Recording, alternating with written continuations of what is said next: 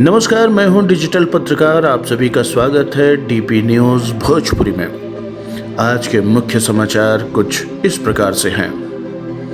कहते हैं जब बड़ी दरिया बहती है तो उसमें कई धाराएं फूट जाती हैं।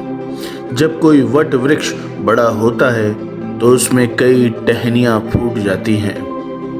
उसी प्रकार से फिल्म इंडस्ट्री भी जब आगे बढ़ती है तो उसमें से कई धाराएं अलग अलग हो जाती हैं। ये समय की मांग भी होती है और दर्शकों की ज़रूरत भी। भोजपुरी फिल्म इंडस्ट्री भी आज विशाल वट वृक्ष की तरह हो चुकी है। समय आ चुका है जब इसमें से भी दो धाराएं फूटें ताकि मनोरंजन का मनोरंजन हो सके और कला की उन्नति भी। जी हाँ दोस्तों, आपने सही सुना। भोजपुरी फिल्म इंडस्ट्री को भी अब आर्ट फिल्म और कॉमर्शियल फिल्म की दो धाराओं में बहना पड़ेगा।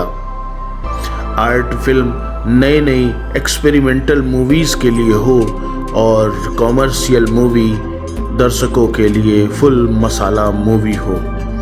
इससे एक तो भोजपुरी फिल्म इंडस्ट्री का विकास होगा, दूसरा एक नई दिशा और दशा मिलेगी।